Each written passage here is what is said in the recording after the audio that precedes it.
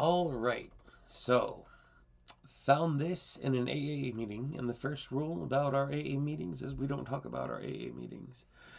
But I can talk about the doctor's opinion. And I heard a YouTube narration of it, and some people don't certain videos just don't reach certain people.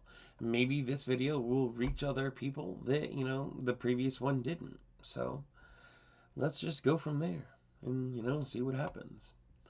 So this is the doctor's opinion. This is an amazing piece of content, piece of help, instructional, informative. It's a guide, not really guide, definitely insight, and definitely is very effective in going a long way to kind of give insight into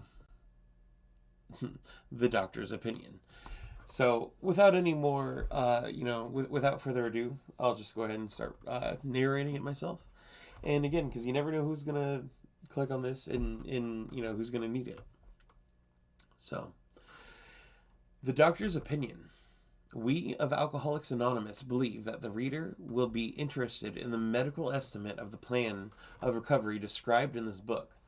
Convincing testimony must surely come from medical men who have had experience with the suffering of our members and who have witnessed our return to health. A well-known doctor, chief physician at a nationally prominent hospital specializing in alcoholic and drug addiction, gave Alcoholics Anonymous this letter. To whom it may concern, I have specialized in the treatment of alcoholism for many years. In late 1934, I attended a patient who, though he had been a competent businessman of good earning and capacity, was an alcoholic of a type that I had come to regard as hopeless.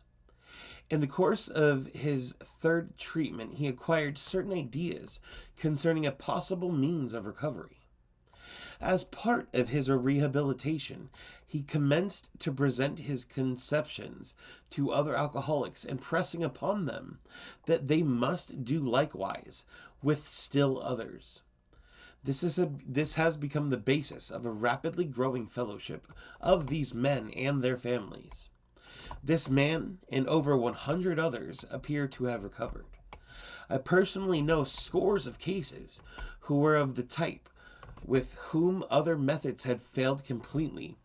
These facts appear to be of extreme medical importance because of the extraordinary possibilities of rapid growth inherent in this group. They mark a new epoch in the annals of alcoholism. These men may well have a remedy for thousands of such situations. You may rely absolutely on anything they say about themselves. Very truly yours, William D. Silkworth, M.D. The physician who, at our request, gave this letter has been kind enough to enlarge upon his views in another statement which follows. In this statement, he confirms that we who have suffered alcoholic torture must believe that the body of the alcoholic is quite as abnormal as his mind. It did not satisfy us to be told that we could not control our drinking just because we were maladjusted to life, that we were in full flight from reality, or we were outright mental defectives. These things were true to some extent, in fact, to a considerable extent with some of us. But we are sure that our bodies were sickened as well. And our belief of any picture of the alcoholic which leaves out this physical factor is incomplete. The doctor's theory that we have an allergy to alcohol interests us. As laymen, our opinion as to its soundness may, of course, mean little, but as ex-problem drinkers, we can say that this explanation makes good sense. It explains many things for which we cannot otherwise account. Though we work out our solution on the spiritual as well as an altruistic plane, we favor hospitalization for the alcoholic who is very jittery or befogged. More often than not, it is imperative that a man's brain be cleared before he is approached, as he is then a better chance of understanding and accepting what we have to offer. The doctor writes, The subject presented in this book seems to me to be of paramount importance to those afflicted with alcoholic addiction. I say this after many years' experience as a medical director of one of the oldest hospitals in the country treating alcoholic and drug addictions. There was, therefore, a sense of real satisfaction when I was asked to contribute a few words on a subject which is covered in such masterly detail in these pages.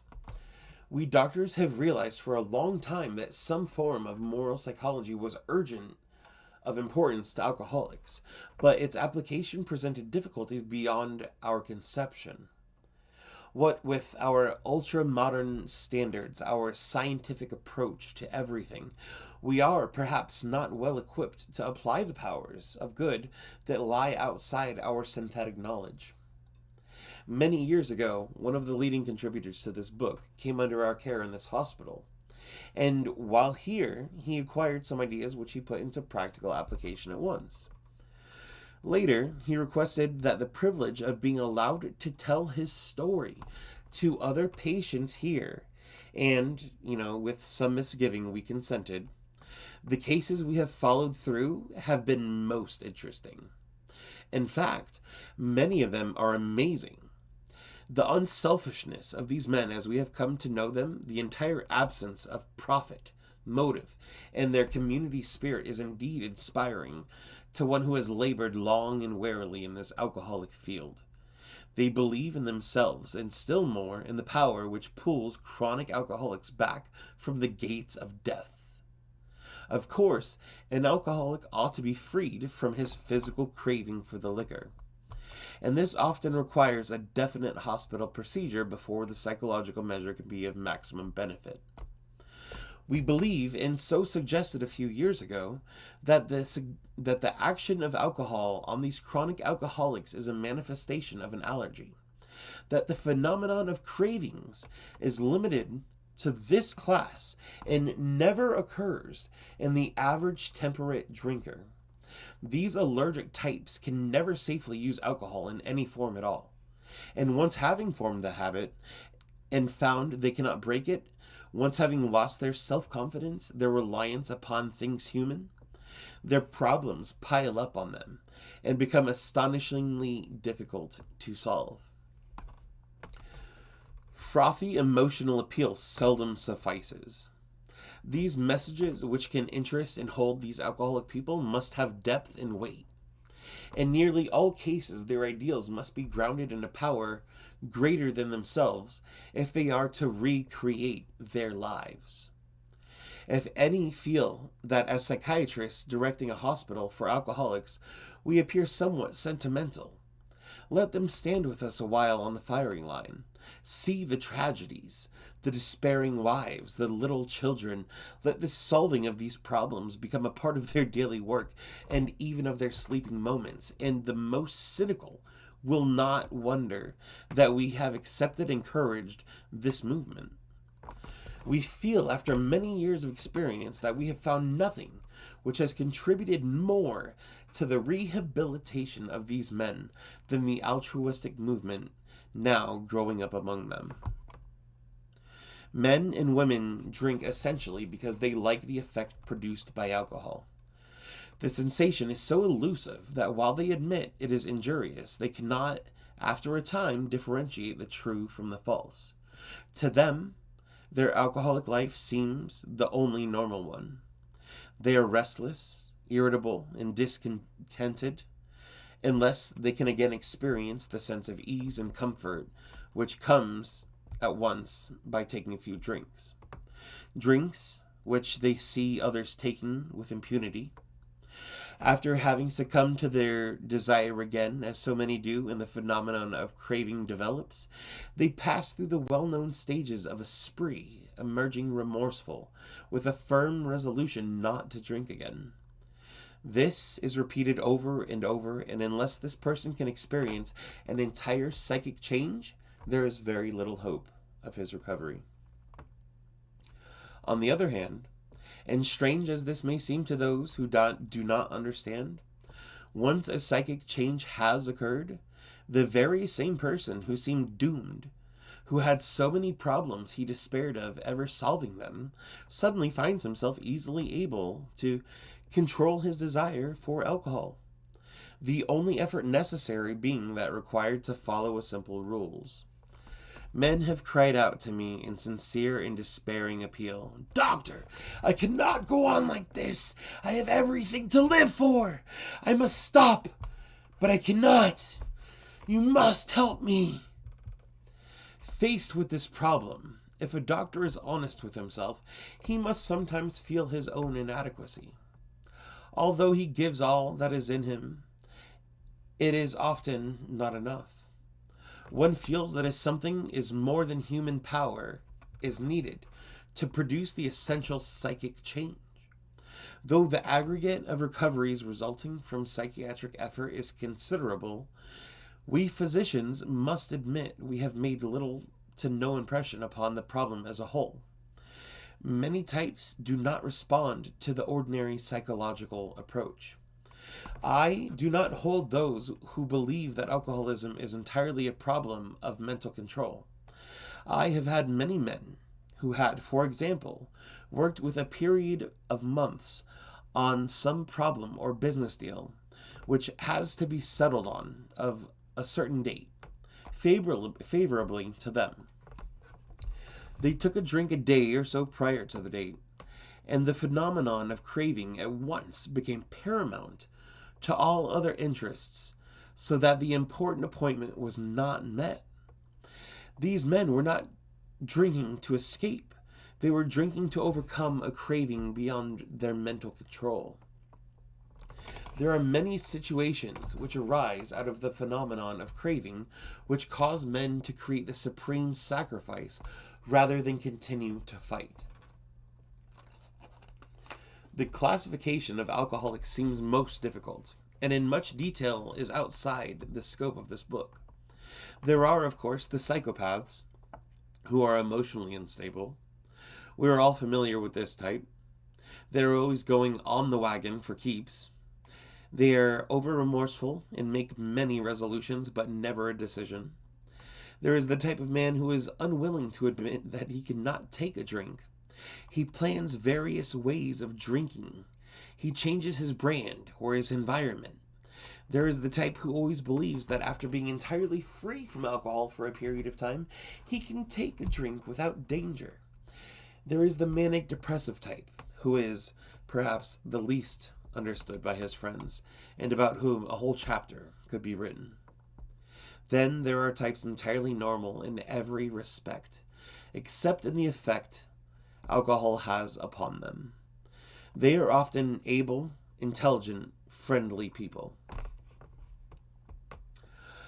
All these, and many others, have one symptom in common. They cannot start drinking without developing the phenomenon of craving. This phenomenon, as we have suggested, may be the manifestation of an allergy, which differentiates these people and sets them apart as a distinct entity. It has never been, by any treatment with which we are familiar, permanently eradicated. The only relief we have to suggest is an entire abstinence. This immediately precipitates us into a seething cauldron of debate. Much has been written pro and con, but among physicians, the general opinion seems to be that most chronic alcoholics are doomed. What is the solution? Perhaps I can best answer this by relating one of my experiences. About 1 year prior to this experience, a man was brought in to be treated for chronic alcoholism. He had but partially recovered from a gastric hemorrhage and seemed to be a case of pathological mental deterioration. He had lost everything worthwhile in life and was only living, one might say, just to drink. He frankly admitted and believed that for him there was no hope. Following the elimination of alcohol, there was found to be no permanent brain injury. He accepted the plan outlined in this book. 1 year later, he called to see me, and I experienced a very strange sensation. I knew the man by name, and partly recognized his features, but There all the resemblance ended. From a trembling, despairing, nervous wreck had emerged a man brimming over with self-reliance and contentment. I talked with him for some time, but was not able to bring myself to feel that I had known him before. To me, he was a stranger, and so he left me. A long time has passed with no return to alcohol. When I need a mental uplift, I often think of another case brought up in a physician prominent in New York. The patient had made his own diagnosis, and deciding his situation hopeless, had hidden in a deserted barn, determined to die. He was rescued by a searching party, and in desperate condition brought to me. Following his physical rehabilitation, he had a talk with me in which he frankly stated he thought the treatment a waste of effort, unless I could assure him, which no one ever had, that in the future he would have the willpower to resist the impulse to drink. His alcoholic problem was so complex, and his depression so great, that we felt his only hope would be through what we then called moral psychology, and we doubted if even that would have any effect. However, he did become sold on the ideas contained in this book. He has not had a drink for a great many years. I see him now and then, and he is as fine of a specimen of manhood as one could wish to meet. I earnestly advise every alcoholic to read this book through, and though perhaps he came off to scoff, he may remain to pray. William D. Silkworth, M.D.